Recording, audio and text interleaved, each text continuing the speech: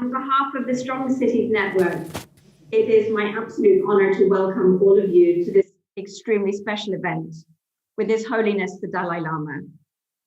My name is Sasha Havlicek. I'm the founder and CEO of the Institute for Strategic Dialogue.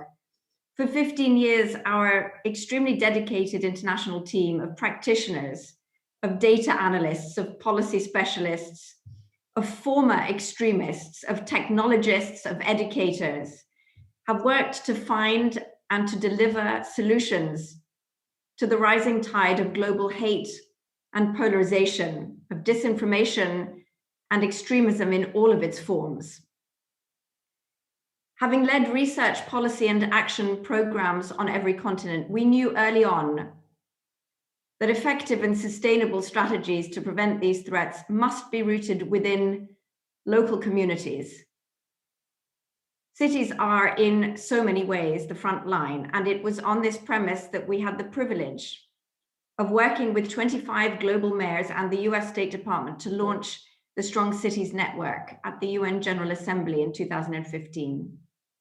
The first endeavor to mount a truly international city-led response to polarization and extremism. Our network has now grown to nearly 150 governments, local governments, representing every major global region. To give you just a brief sense of what this has meant in practice, our teams have delivered training and capacity building to nearly 3,500 local practitioners around the world. Our members access best practice through the SCN online hub, and this includes guides and training modules for teachers, for city officials, and for civil society. We've established a local prevention infrastructure, that is, coordination bodies that unite city halls, civil society, educators, companies, faith leaders across the Middle East and Africa and the Balkans. First inspired by an exchange between Jordanian and Danish mayors and cities. And we've helped them deploy programs in areas ranging from de-radicalization and reintegration to communications and youth engagement. We're so proud of the work our Young City program is doing to put young people in the driving seat through dialogue with city leaders in places like Kenya, Lebanon, Senegal, Macedonia. But what, you might ask, has an organization dedicated to combating hate and extremism got to do with kindness and compassion? I have to say, I have seen firsthand the power of empathy and kindness to break down the othering mindset, which is so central to extremist ideologies. It is instrumental in bringing people out of these movements. We've seen the very real impact of kindness and compassionate leadership and programming, and been inspired by those that have chosen to lead in this way. Mayor Tate, former mayor of Anaheim in California, Mayor Fisher of Louisville, also president of the US Conference of Mayors, an important institution with which we are honored to partner today in hosting this event, to mention but a couple. You have both been such champions of this initiative, and more broadly, of a compassionate approach to leadership. I wanted to acknowledge you, along with the US State Department, in particular Mike Duffin here, for all your help and guidance on this event, and also to thank you for what you do for the Strong Cities Network writ large. COVID-19 has made greater and more challenging demands on local leaders than ever. Not only do cities face the brunt of a public health crisis of historic proportions and its economic and social fallout, but with the massive proliferation of disinformation, something that we've been tracking at the Institute on and offline, they also face a rise in hate incidents, anti-minority rhetoric, and civil unrest. These are difficult times everywhere, and so this event couldn't come at a more critical moment. We are so deeply grateful to His Holiness and his team for facilitating today's discussion. Your ongoing engagement with the Strong Cities Network, having kindly hosted a delegation of SCN mayors in India in 2018, has been a very genuine inspiration, and it has spurred action. My very heartfelt thanks goes to you and to all of the mayors that have joined us here today. I pass the floor now to Mayor Fisher of Louisville, Kentucky, as president of the U.S. Conference of Mayors, as a leading member of the Strong Cities Network, and as a great proponent of kind and compassionate leadership himself. Mayor Fisher is the very perfect host and moderator for the remainder of today's session. Thank you. The floor is yours. Well, hello, everybody. Thank you, Sasha, and everybody from the Strong Cities Network for helping to arrange, which is going to be an extraordinary conversation tonight. Thanks also to our partners, including former Anaheim Mayor Tom Tate, the U.S. State Department, Lama, and the U.S. Conference of Mayors Center for Compassionate and Equitable Cities. It is my honor to introduce the preeminent global leader and champion for compassion and kindness, universal human values that we need now more than ever, as mayors all over the world are facing tremendous social, economic, health, and environmental challenges. We can rise above these challenges when people across the globe embrace compassion and work with common purpose. His Holiness provides us with guidance in this work through teachings like this, quote, "I consider our tendency to see each other in terms of us and them as stemming from ignorance of interdependence. As participants in the same global economy, we depend on each other, while changes in the climate and the global environment affect us all. What's more, as human beings, we are physically, mentally, and emotionally the same." End quote. When I became mayor of Louisville 10 years ago, His Holiness inspired me to proclaim compassion as a core value that would guide our city government, and to define compassion as the work we do to help people realize their full human potential. It's an action word. His Holiness amplified that message himself to 16,000 of my city's residents when he visited Louisville in 2013. Now, we know the Dalai Lama speaks to everyone, and he particularly appreciates the work of mayors. That this was evident during His Holiness's address to the United States Conference of Mayors during our 2016 summer conference in Indianapolis. In 2018, at his home in Dharamsala, His Holiness told Mayor Tom Tate and me that, quote, "I can't travel the world as much as I once did.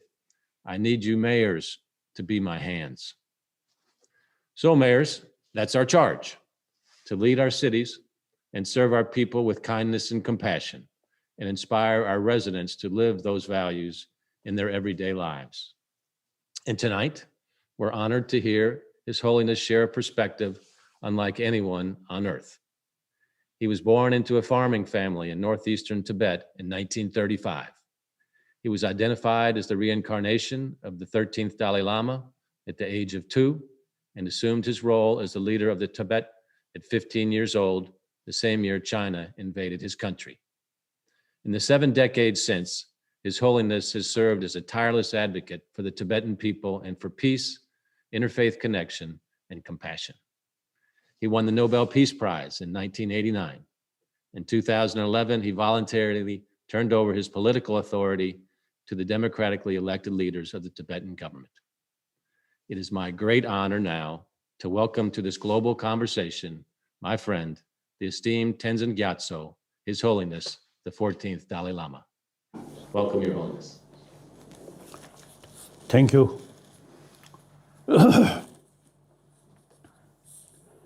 I am indeed very happy having this opportunity to talk through television.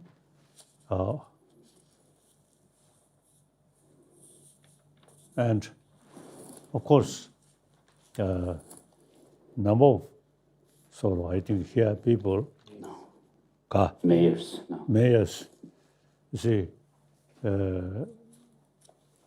as you mentioned, we know each other since many years.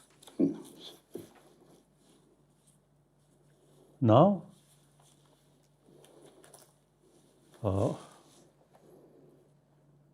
I always now emphasize we need the sense of oneness of 7 billion human beings. We all same human being, you see, same emotion, same mind. Some scientists say we are social animal. So any social animal, you see, by nature, they have some sense of, let's say, group or sense of community.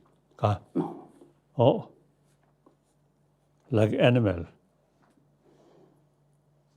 You see, many, since their own individual life, individual actually existence, very much depend on the group. So therefore, we human being, as a social animal, by nature, we have sense of also the taking care of other, your own community. Taking care your own community is your own interest, your own survival. That is nature. So now here, today's world, when I look, there are many problems. Essentially, the major problem is our own creation. We, you see, too much emphasis,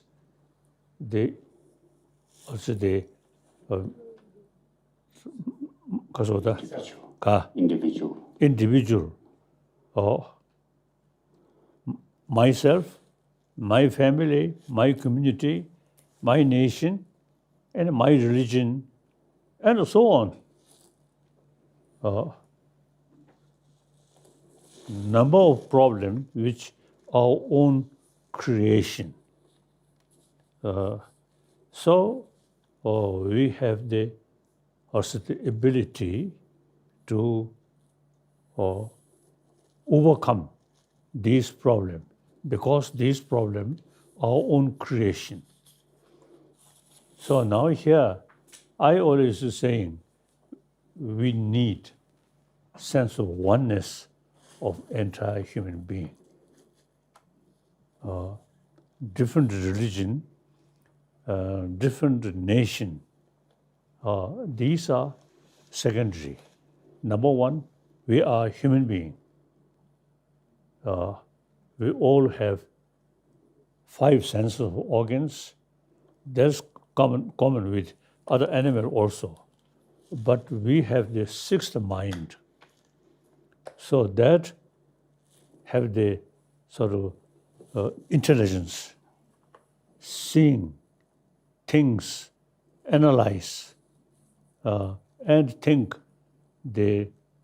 about the future. That's we human being, something unique.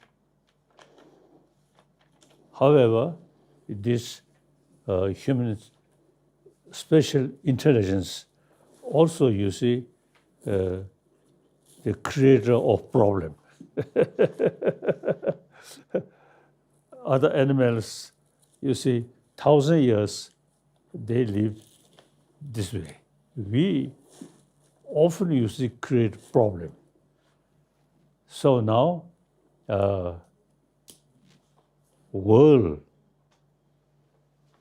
as I mentioned earlier, the economy, climate condition, and so on. You see, now we human beings on this planet, we should act like,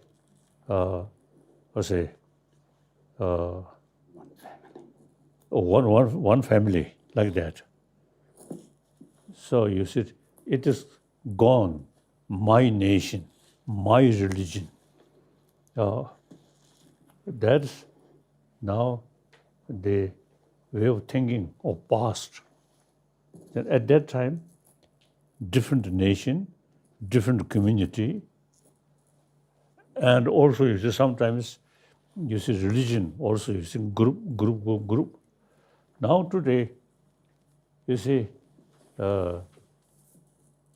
what's the economy, for example, economy, global economy. And with this technology, now world becoming much smaller. Now we really, you see, also the unrelative, no, not relative. You see, think we, me, no. Now we must think we, humanity, our world.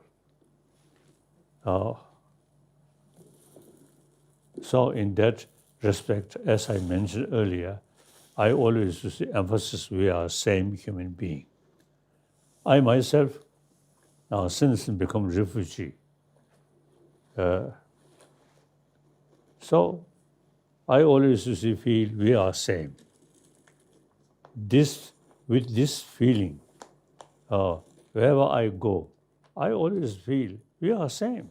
We are same. Different religion, different races, different country is secondary. Most important part, we are same human being. We have to live side by side. So I always keep this feeling. So it helped me. I never feel lonely. We are same. We remain this planet, big humanity's home. Okay. Then different religion is personal matter. Firstly, we have to think about human being. So your work more international level is very good. Now time gone, the emphasis, my nation, my religion. Now that is, I think, now should be past. Now we have to think humanity. And this, not just a theory. Myself, because of circumstances, I always feel I am one of the human being of this world.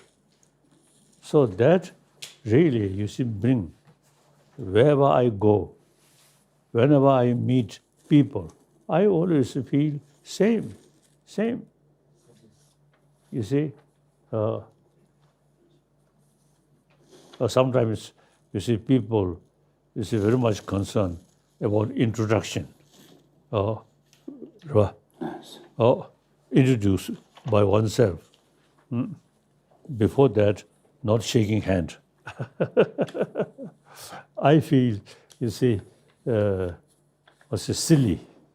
So long we, 2 eyes, 1 nose, 1 mouth, we are human being, and we can smile. So therefore, you see, thinking oneness of humanity, for me, very helpful. When I came to India was a big country, population-wise, big. Number 2, China, number 1. Then number 2, India, over billion. And of course, I am Buddhist. So once Indian Prime Minister mentioned India is the land of Buddha. So it is true. So you see, this land, historically, spiritually, very close. So that also one factor. So in any way, you see, I have not much differences. You see, my own place and India. And similarly, whenever I go a different country, Europe, Africa, Latin America, I always feel we are same human being. So the concept of oneness, I think very important. Now, many problems which we are facing is too much emphasis, small community, my country, my religion, my community. Within one country, you see, a different race or different class and different religion. So now these thinking, you see, the ancient time, okay. Now today, we should have sense of universal responsibility. Think oneness of entire human being. And I think reality also now teach us, firstly, global warming. Now that, you see, we have to say, we, you see, there is no exception, different individual country. Global warming, entire world facing this problem.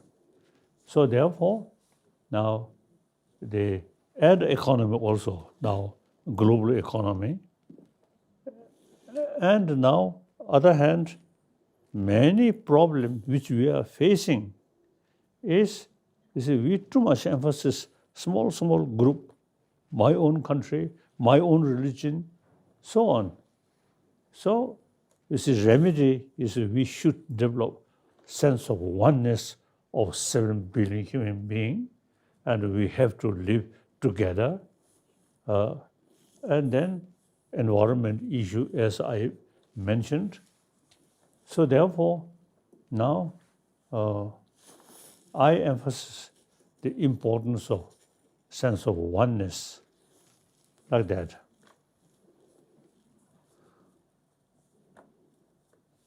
So this is my number one. I fully committed promotion of this, the concept of oneness of human being, and we have to live together. So, you see, the harmony, and in order to contact each other closely, we should be honest, truthful. Then trust comes. Without trust, difficult.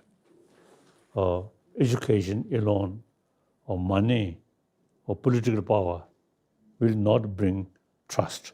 Trust, wholeheartedness. So therefore, the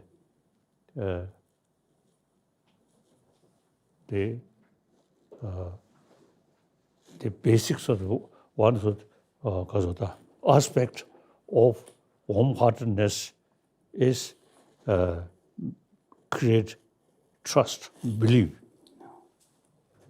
So now, I also practice these things. So very helpful, like that. So I want to share with other people. You see, ultimately, is the fear, me. That is a too much emphasis on individual. And the opposite of that, we should develop, instead of me, the feeling of we humanity. So now here, I always feel education very important. Now education, now modern education, mainly from West, you see very much talking about material value, not much talk about our inner world. So now this respect, India, 1,000 years, you see, about the inner world, you see, also a lot of explanation. So that we need now pay more attention about our inner world. Through that way, India's 1,000-year-old sort of tradition, ahimsa, non-violence, and karuna, compassion. Now these are inner quality. So now we will need the practice of non-violence, practice of compassion. These two things are very important. So now, East, West, now a lot of sort of what's the now contract. So I think now time come. Eastern 1,000-year-old thinking, non-violence and compassion. These, I think, like previous century, Mahatma Gandhiji, you see, create ahimsa, non-violence. He carry freedom struggle according principle of non-violence. So eventually, number of country like South Africa and many countries, you see, follow Mahatma Gandhiji's non-violent thinking. So now here, similarly, now 20th century, we should pay more attention about our inner world. And now when we saying this, much depend on education. Now in modern education, not much talk about inner world, about mind, about emotion, and how to tackle emotion. This now should pay more attention. And India, 1,000 years, you see, concept of secular. Some of these ideas come from religious text, but we should consider these are academic subject, not religious subject. Religion is individual, private business. Now these things are we common as human being, all human beings need as an academic subject. Religion is individual business, individual matter. But warm-heartedness, truthful, honest, you see, these are related with the society or whole humanity. So now, education, I usually see expressing the hygiene of physical important. The more important is hygiene of emotion. For that, we need more more knowledge about emotion. Once, my Indian friend Raja Ramana, now he mentioned to me about quantum physics. Now, quantum physics in the West is some new in Europe, but in this country, quantum physics over 2,000 years already developed. So that related with our emotion. You see, emotion, as I briefly, I think, mentioned, emotion, the 5 senses organs, as they carry message. Real emotion come from 6th mind. Now there are, things appears more or less independently. Now, once we think more deeper way, because of material things, does not exist by itself. If we investigate You see, everything depends on mental, or say the mental perception. So, so for me, the quantum physics very useful. All these negative feeling much depend on appearances. Something good, attachment. Something bad, anger. With this anger, attachment, fear, doubt, these things happen. So now here, the India's conception, you see, the sixth mind, and should not sort of depend on appearances. We must go deeper level. Then nothing exists as appears, like that. So nowadays, as I mentioned earlier, this idea come from religious text, but we should take secular way. So now education should include education about our inner world, about our mind, about our emotion. So your organization, you say, can help to promote in education about our inner world, particularly about our emotion, then how to tackle these destructive emotion, and how to, what is the practice to promote positive emotion, like that. So you, my friend,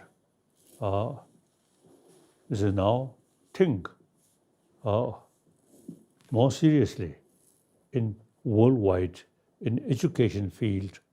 Now we should include more information about our emotion and how to tackle emotion. So there's, as I now already discussed, compassion, kind, and with that, automatically honest come. That brings trust. Trust brings unity, like that.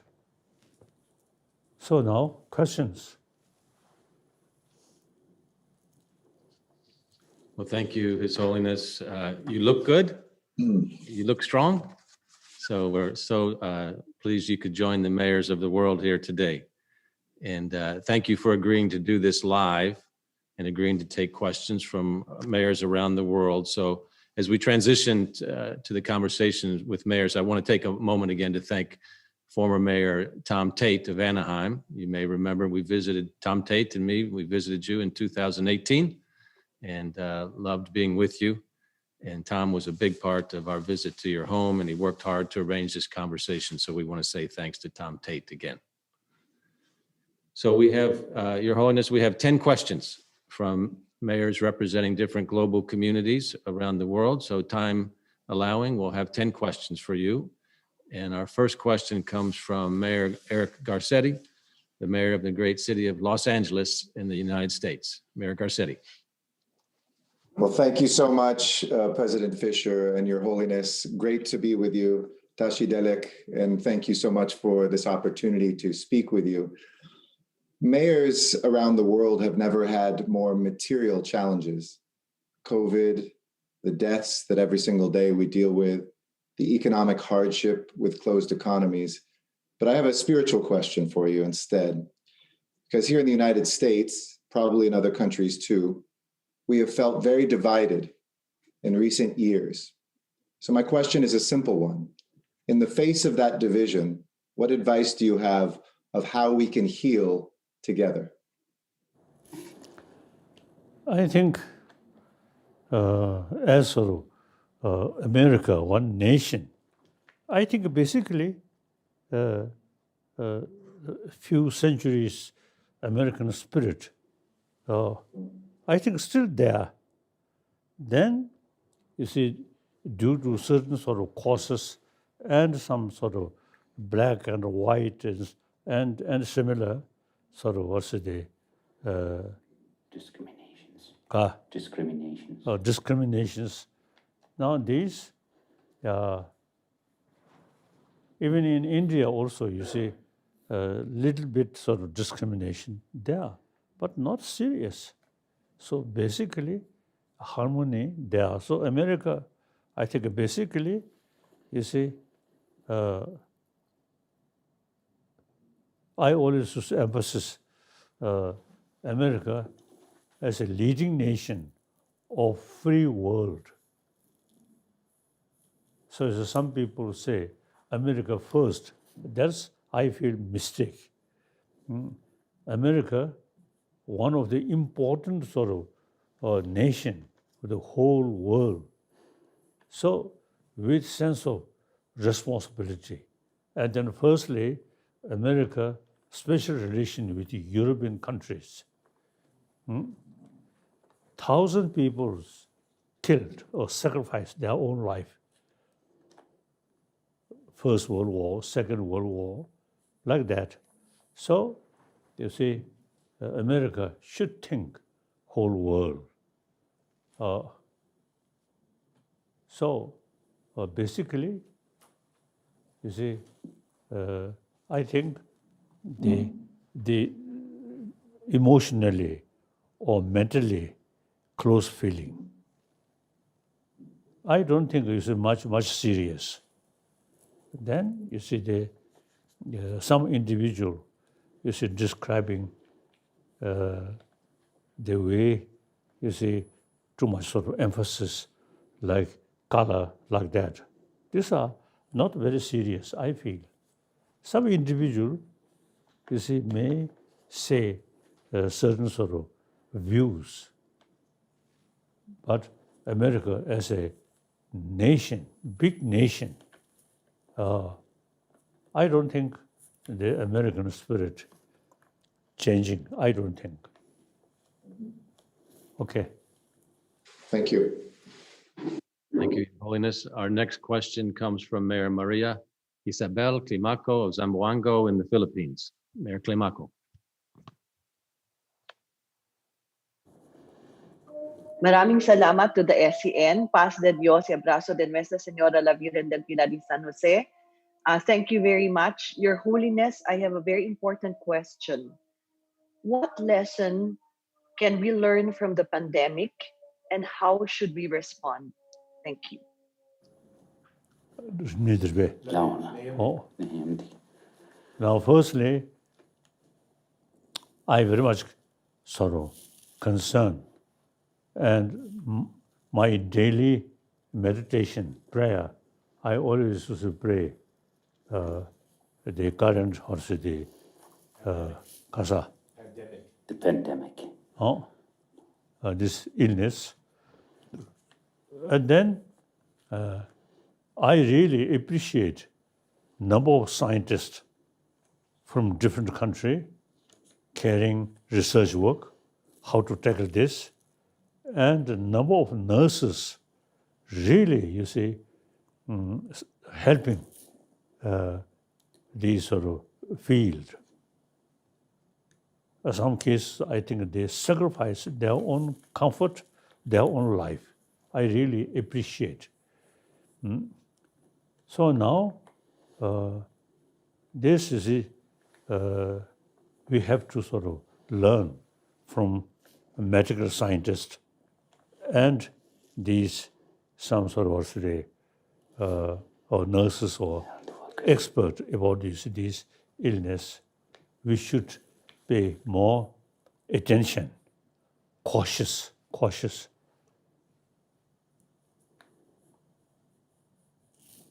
That's I feel.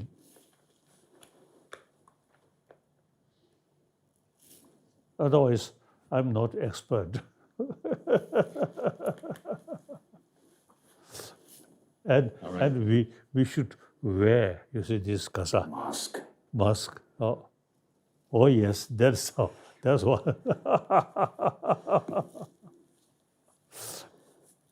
Thank you. Right. Thank you, Your Holiness. Our next question comes from Mayor Andy Burke of Chattanooga, Tennessee, in America. Your Holiness, thank you so much for participating in this, and I want to thank the U.S. Conference and certainly the Strong Cities Network. I've learned so much, and it's helped inform our work here in Chattanooga, particularly our Council Against Hate. What I want to ask you this evening, Your Holiness, is what can local leaders do today that will make their communities a more humane and just world tomorrow? I think the world sort of a tendency, you see people, you see working together with full cooperation. Unlike the previous century, say First World War, Second World War, and then I think without much sort of feeling with the problem of other country. Now that much change. I always feel French, Germany, and First World War, Second World War, arch enemy. But then after Second World War, and under the leadership of Adenauer and the leadership of de Gaulle, these France and Germany, the arch enemy, the leading nation to create European Union. So these are, I feel, is a very good change. So I always say, admire the spirit of European Union. So now, eventually, in Latin America or Africa, some kind of union eventually can create on the basis of the spirit of oneness, one continent. So that I think things are changing.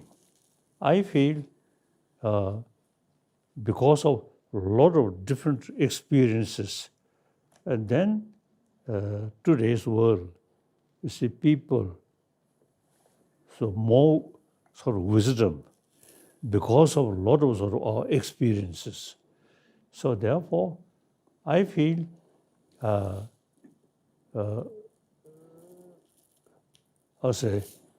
beside our own effort, like international sort of also the gathering more often. And then you see the people should feel no longer distance each other. We are same human family.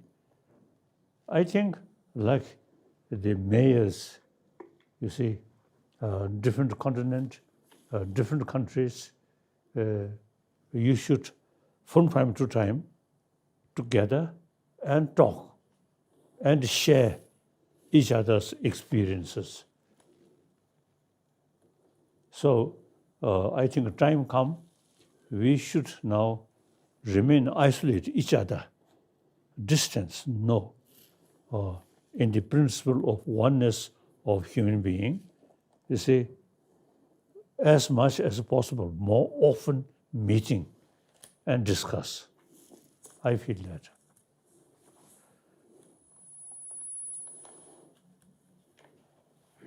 Yes? Now, next question. Our next question comes from Councillor Sarah Hamilton of Edmonton in Canada. Councillor Hamilton. Good evening, Your Holiness. My name is Sarah Hamilton. I'm a city councillor in Edmonton, located on Treaty 6 territory in Alberta, Canada, and home to a strong Tibetan community. Your Holiness, my question relates to something you just spoke about. In the past number of years, we have seen an increase in divisions and ideologies to the extreme. In your experience and wisdom, how would you suggest we go about bridging that division to create a more inviting space to bridge and understand why these divisions are expanding? I feel the biased view, including religion, I think today, compare previous centuries, or even you see few centuries, I think much better, much improved.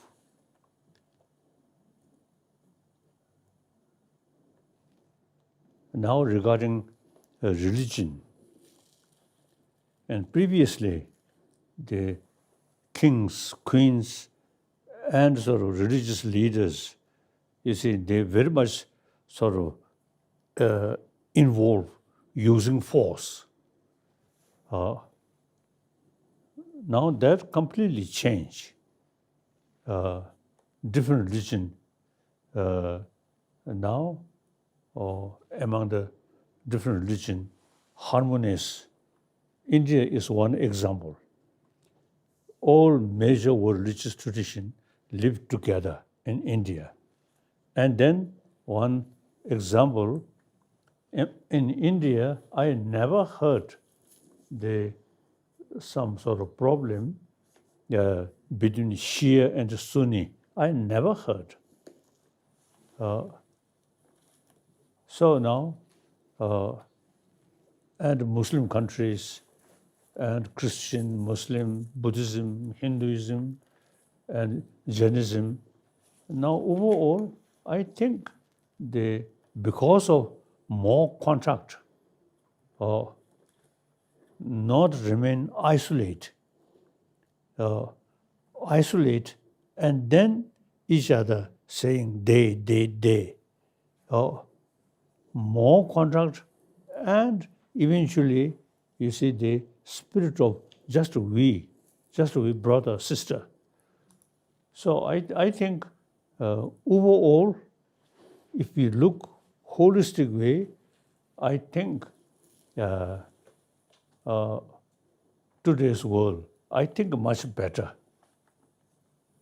And previously, small isolate sort of condition, and then, as I mentioned earlier, but I'm more optimistic. Things are changing, but still we need more effort constantly. The religious leaders meeting, intellectual, scholars, and scientists, and like mayors sort of organization. I think we still, you see, we make continuously, constant effort. The basic situation, I feel, much improved than past centuries, I feel.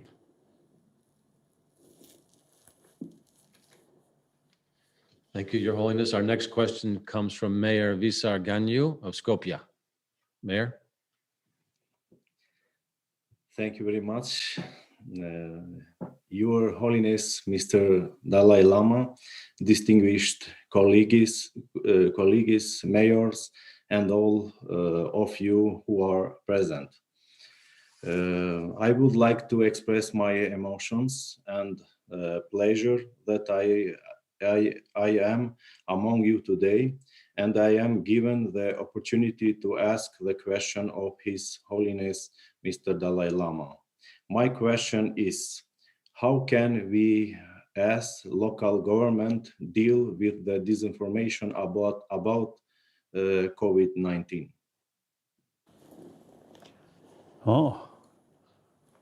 As I mentioned earlier, you see, we need experienced, authentic sort of scholars should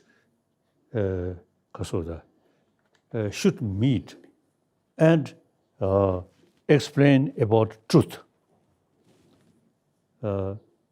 So the individual, then I think the individual who create different sort of explanation, then can their influence can reduce. So much less also the program kare Disinformation. ka Disinformation. ka Disinformation. disinformation like that. So now world becomes smaller. So we should have this kind of meeting more often and discuss and invite concerned, you see, now illness, invite doctors, nurses, like that. I think we should, now the reality, we just one human community, so we should have more often to discuss commonly, like that. This I feel. Thank you, Your Holiness. Our next question comes from Mayor Naheed Nenshi of Calgary, Canada. Mayor Nenshi. Well, thank you so much, President Fisher. And Your Holiness, thank you for this incredible opportunity that I know none of us will ever forget. This year in Calgary, we are so grateful to celebrate the 50th anniversary of the arrival of the first Tibetan settlers here. And the community here is strong and well settled, and we're very grateful for them. And they're part of a very diverse fabric here, from the indigenous people who've been here for many thousands of years to people from every corner of this earth. This year, we've seen two very different things. On the one hand, we've seen a conversation about our need to become anti-racist in terms of Black Lives Matter and Indigenous Lives Matter. But at the same time, we've seen voices of hatred and division grow louder and louder and louder. And all of us here aspire to be leaders in our community. So what can we do as leaders to fight those voices of division, to bring up those voices of compassion and kindness and mercy and love? How can we help people live together on this land? I think if you look from the wider perspective, you see, I think you see unity among the people, including different religious tradition. I think the unity, I think much improved. Now, for example, and I think global level, the government, now for example, China, the most populated and number one populated country and communist country, but relation with some other like United States and India, I think things are improving. So generally speaking, and also as I mentioned earlier, you see, in Middle East, comparatively, things are improving. So I quite optimistic. Things are now changing. Things are improving. So still we need a constant effort. This is try to, because of the clear misunderstanding. That's important. Otherwise, I think basically we, I feel, you see, human being, I think through education, through personal contact and economic reasons, I think world much more closer.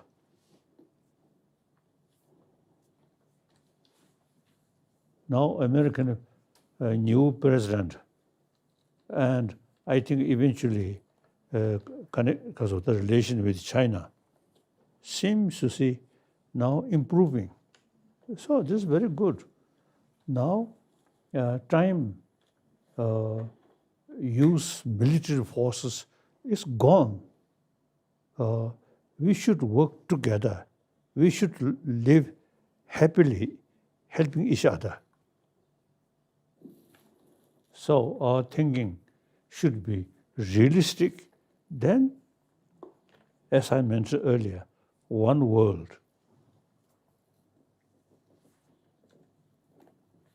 So-called our enemy, you see, you cannot eliminate completely. Whether you like it or not, you have to live together. So, since you see, live together, then much better, happily. Not always to see angry face, no use. 그러면서 캐나다 일단 캘거리 스쿨 very good cover to the 가. 송지시에서 very 좋게 캐나다 캘거리 콜라 then the long up to cover to change 송지시. Oh, thank you. So Canada, I think, first nation taking Tibetan refugee group. So I have been mainly, you see, Toronto, the many Tibetan there, they really feel very happy. And the Canadian friends, say, very harmony, very good. So basically, wherever we Tibetan refugee live, you see, the local people always, you see, praising Tibetan. They are humble, hardworking, like that.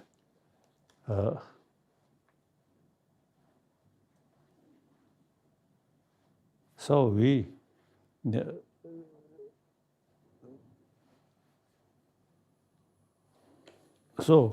as I mentioned earlier, I think basically things compare, you see, previous century. I think we becoming more mature. We human beings becoming more mature. So things are improving. Now sometimes you see some trouble things you see happen, and immediately we attract it. The overall, these are just few cases, but sometimes we get the impression, oh, things are so difficult. But if we analyze or look more closely, that these are few cases. I feel like that. So I think, as I mentioned earlier, Tibetan is a few cases, some sort of because of the crime committed. But overall, Tibetan refugee, very peaceful. So, you see, we cannot say, pick up few individual Tibetan who carry some because of the murder like that. You cannot sort of, because of the create impression or Tibetan refugee are very bad. We cannot say. Individual, always there. So overall, I feel world improving. So now, because of the more deeper experience, so people, you see, have the spirit to work together and live together. So that kind of situation, there we should pay more attention. Mayors, you see, different country, you see, occasionally, you see, we have some meeting and talk about these things and propagate like that. Okay. All right. Thank you for your positive outlook and your laughter too, Your Holiness. We always like when you share your laughter with us. So we have 3 more questions. Our next question comes from Councillor Jorgen Christensen of Kristiansand in Norway. Councillor Christensen. Thank you. Thank you very much, Mayor Fisher. Your Holiness, thank you very much for taking the time to do this meeting with us. It's really an honor. My name is Jordan Christensen from Norway, and I'm interested in questions on how we can make the world a better place to live, and how we can fight injustice and poverty, and how everyone can get access to education. And from a Norwegian and Northern European angle, where we had peace now for 76 years, it might seem like when people have a job, go to school, and have enough food, there are less conflicts. So my question today for Your Holiness is the following. Do you think there is a connection between war, conflict, and poverty? In other words, if we succeed in eradicating poverty, will we then be able to achieve a world without war? I know it's a big question, but maybe Your Holiness have some reflections on this. I think the military or violence conflict in previous time, yes, due to economy or condition, some poorer country, some sort of more powerful country exploiting. But that's, I think, past. Now today, I don't think, you see, because of the economy, difficulties, war, now I don't think.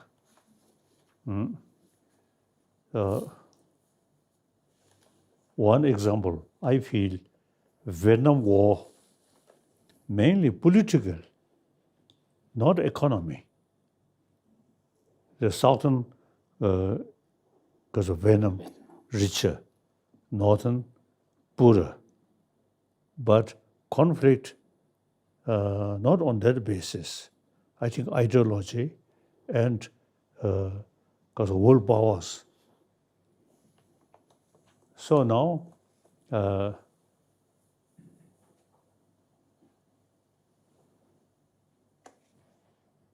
the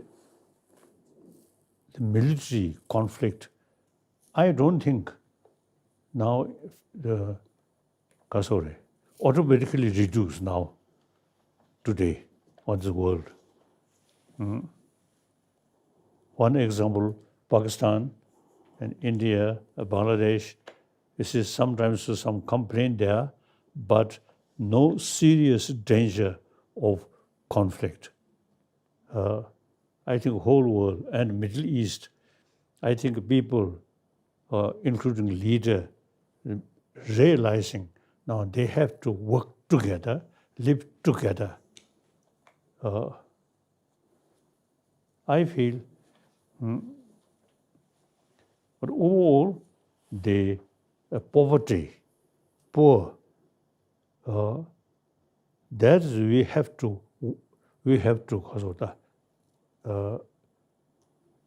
remove, or the gap, rich and poor, the global level and the national level. Now this morally also wrong. So we have to work to reduce this gap, rich and poor.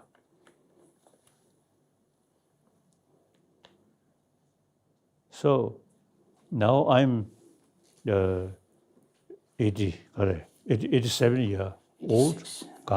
86. 86 year old. I think world, generally speaking, I think much improved. You see, after Second World War, then more people, you see, feeling Third World War and the nuclear war. But that kind of thinking completely changed. Now, leaders, concerned leaders, now really seriously thinking as a denuclearization, including a United Nations General Secretary. So these are wonderful. I think in previous time, you see, people really feel proud, nuclear weapon. Now people, you see, they're no longer nuclear weapon, really thinking these are much positive sort of also the development, positive thing. we become more realistic. I think in the past, you see, people seeing some problem closely, and that appears big. Now today, I think because of information, because of personal contact, now when something happens, we can look more holistic because of the more From a wider perspective. wider perspective. So we become more mature. Or when we pick one problem and look closely, then that appears something very big. But problem is a problem. But look from a wider perspective, not much serious. So now today, as I mentioned earlier, within my own lifetime, I think thinking situation, I feel also they much improve, much better. So still we need harmony, firstly, continent to continent, and then country to country, like that. Okay. Okay, thank you, Your Holiness. Our next question comes from Mayor Bill Peduto of Pittsburgh, Pennsylvania. Your Holiness, thank you so much for taking the time to be with us. As so many of my colleagues stated, the world today, in our view, is divided in ways that we haven't seen it before. The simple ideas of holistic approaches and being able to try to unite, there is a strong undercurrent, no matter where you are the mayor, no matter which continent that you serve on, that is made up of binary decision-making, where it's all one way or all the other. And we know that that is due to disparities in our economics, to the COVID crisis, to our environmental crisis. But as we try to work together to bring our communities together, and I'm really looking for your advice at the city level or the village level.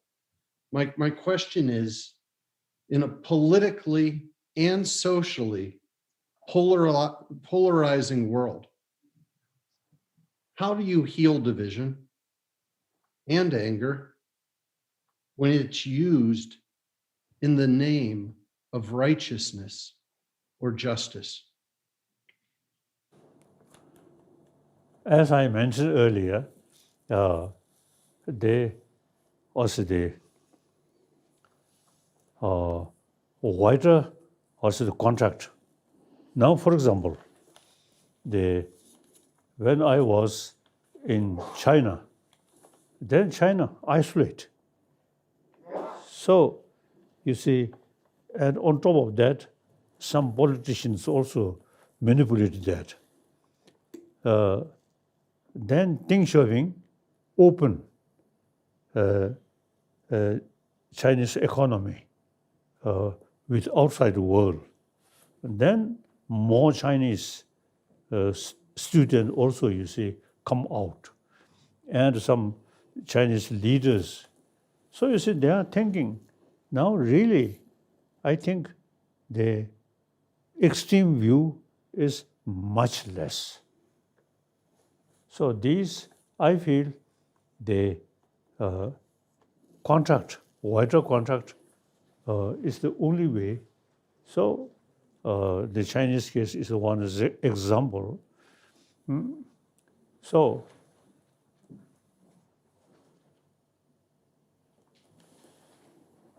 上校的长定了念的让了适当的控制起来。I think there's some narrow-minded and foolish people, maybe otherwise, you see, because of some problem and hate oneself and angry oneself. I don't think some foolish, maybe. Otherwise, I don't think. As I mentioned earlier, you see, China, when remain isolated, and then some sort of what's the unrealistic feeling. Now, wider contact, then seeing reality, then much change. So, information, education, now very helpful.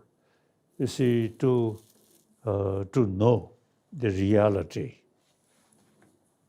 Now, number of Chinese hardliner, and previously, you see, described me as a reactionary Dalai Lama. Now, you see, more information. Now, no longer, you see, also the Chinese, also the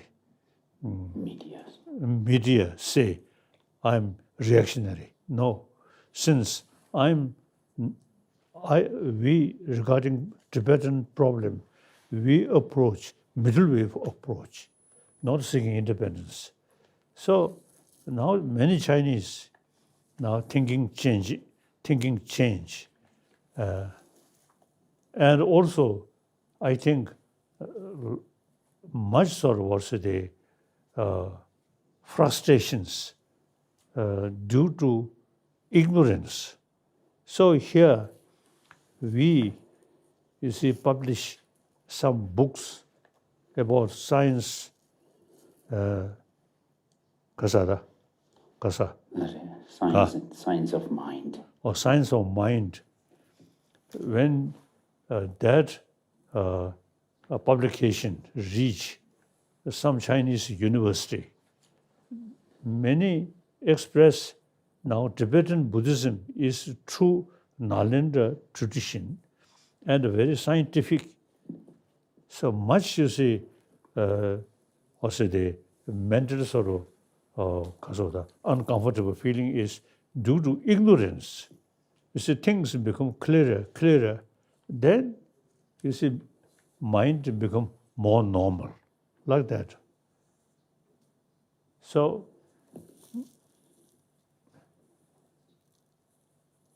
when, as I briefly mentioned, when I was in China, then, you see, like America, they totally sort of negative.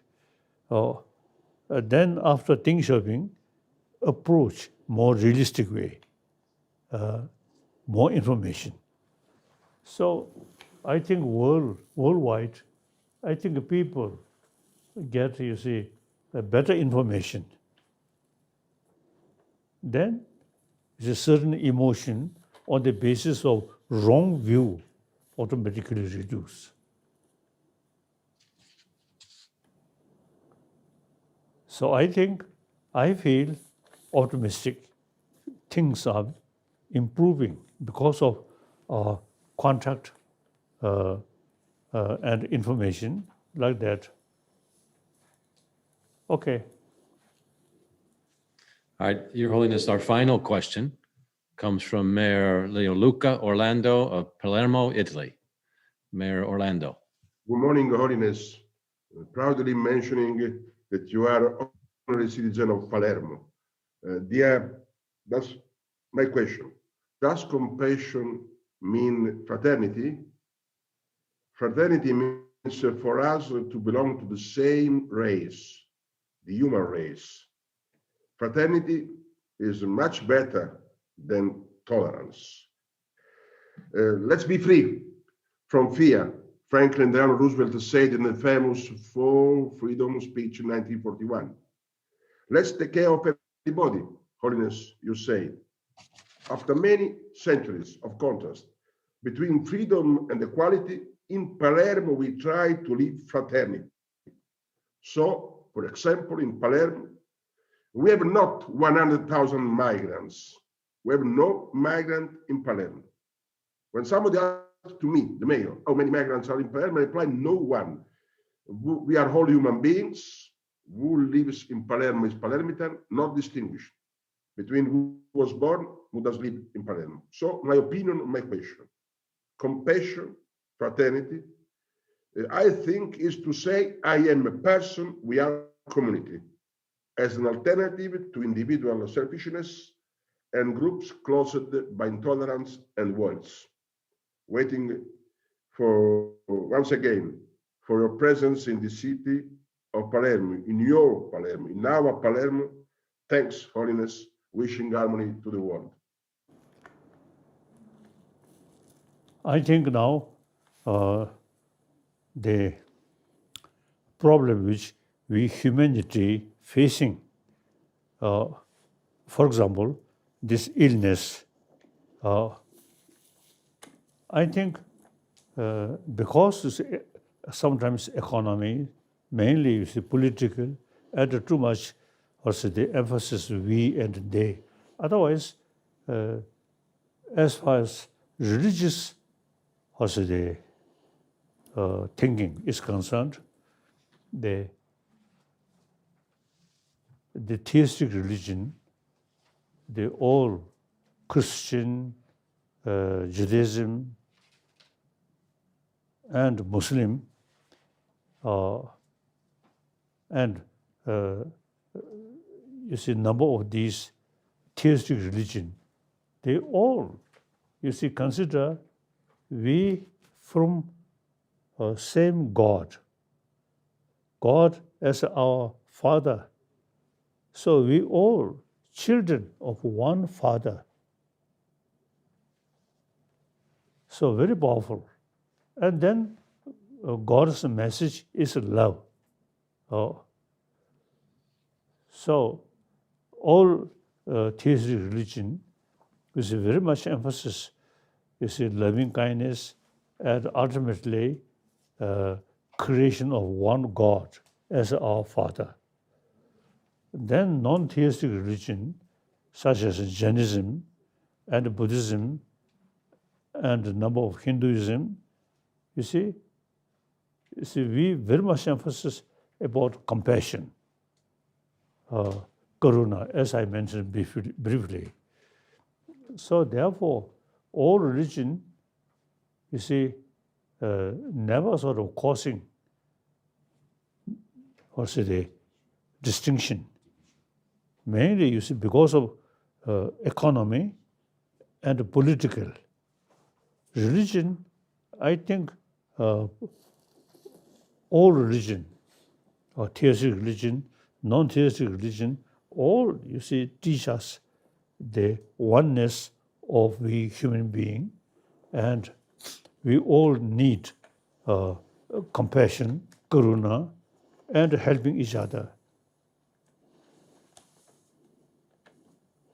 So I don't think the religious tradition causing some problem. I don't think. Okay. Thank you, Your Holiness, for sharing this amazing time with us, and hearing your words and your wisdom is always inspiring to us. So we very much appreciate you. And I would like to thank once again the United States Conference of Mayors, Tom Cochran, our Executive Director, Sasha, and the Strong Cities Network, and to the mayors and the local leaders from all around the world for joining us here today. And we'll close with one of my favorite quotes from you, Your Holiness, when you famously say, if you want others to be happy, practice compassion. And if you want to be happy, practice compassion. Mayors, I would say the world needs us now more than ever. It's our time. Let's dedicate every fiber in our beings, every beat in our hearts, to work harder than ever to create a more peaceful, connected, and compassionate world. Again, thank you, Your Holiness. We hope to be with you soon once again. And to close out tonight's program, here's a brief video with some final comments from several mayors.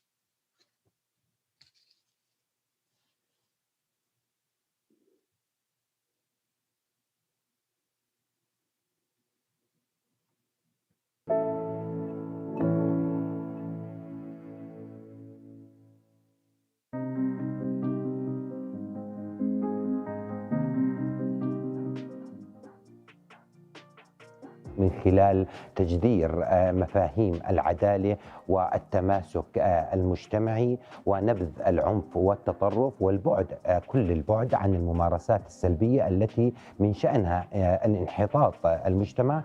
احنا اليوم بصدد أن يكونوا شبابنا فوق كل اعتبار من أجل بناء مجتمعاتنا وأن نكون بالمقدمة لإظهار ما لديهم من طاقات ومن حماس وفكر نير. I love God. I love Zamboanga City. Serving as mayor in my third term, I'm very grateful to God for this opportunity of which my father aspired. Thus, I tell our office to have kindness and compassion, most importantly for the people who are voiceless, those who seek government assistance from birth to healing until death. We want to leave a mark of kindness, compassion, and love. People will not remember the big buildings that we build, but they will always remember the love, care, and compassion that you have in their hour of need. To me, that is what matters most. I'm Beng Climaco from Zamboanga City, Philippines, via Con Dios, na abrazo de la Virgen del Pilar. My name is Ron Nuremberg, and I serve as the mayor of San Antonio, Texas. I've always lived by the golden rule, to treat others how I wish to be treated. And that's why my first action when I became mayor was to sign a resolution affirming the Charter for Compassion. Today, San Antonio is a compassionate city within the global community, one where civic government, religious and volunteer organizations, businesses, the community, and its educational institutions come together to recognize the importance and value of compassion in the life of a city, and by doing so, create a safety net for its most vulnerable citizens. I'm proud of our work using compassionate leadership with integrity to move our city forward during these challenging times and promote equity and inclusion for all. Among the most sacred missions of life is to extend a helping hand to those who need it most to deal with difficult situations and challenges. Starting from this humane principle and as servants of the people, we have been working closely with our communities to create opportunities where everyone can achieve their ambitions. As a multi-ethnic municipality, our focus is on preserving the values of coexistence between all citizens, regardless of religion, race, or ethnicity, by organizing and supporting multicultural events. We established the Youth and Community Center to inspire and educate the youth by organizing various social actions to cultivate the values of kindness and compassion. We have worked to increase our own cooperation with humanitarian organizations by helping families and groups in need, but have also invited private donors to become part of our humanitarian initiatives. We have stood side by side with our communities through natural disasters and man-made incidents, and continue to support each other in whatever the future brings. The doors of goodness can never be closed if we want to live in peace with our conscience.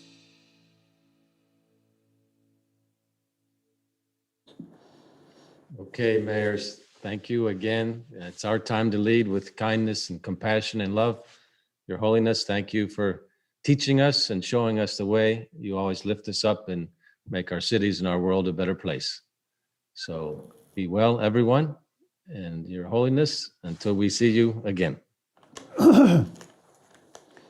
Thank you. Since we know each other, you see, you carry our main thought, compassion, continuously. So I very much appreciate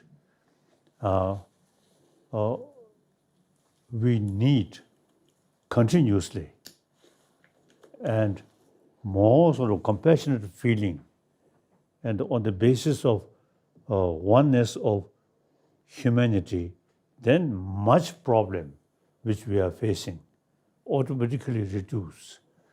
So, firstly, I very much appreciate all the mayors who really pay much attention. Thank you very much. So, as I mentioned earlier, you see, the work change world, individual, limited.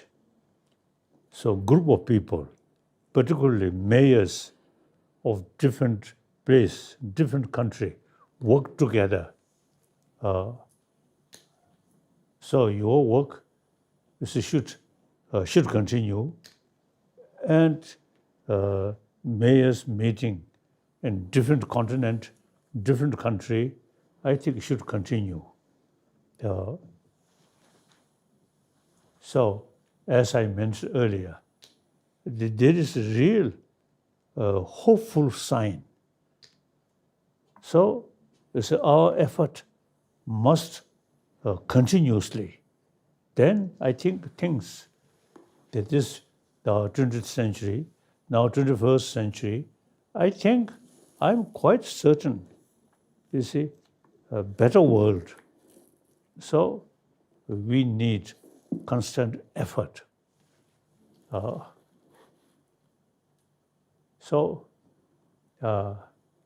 World, I want, you see, one happy world, and everywhere smiling. Smile, genuine smile, not artificial smile.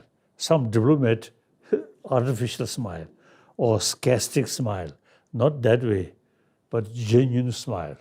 I think we should create this world everywhere, you see, sense of oneness of human brothers, sisters.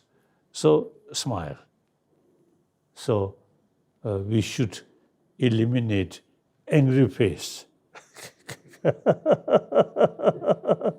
So all mayors, you see, have the more opportunity, make continuous effort. Thank you very much. Bye-bye. Thank you. Bye-bye. Thank you so much. All right, Okay. mayors, go forth with a happy face, genuine smiles. Thank you, Your Holiness. Thank you.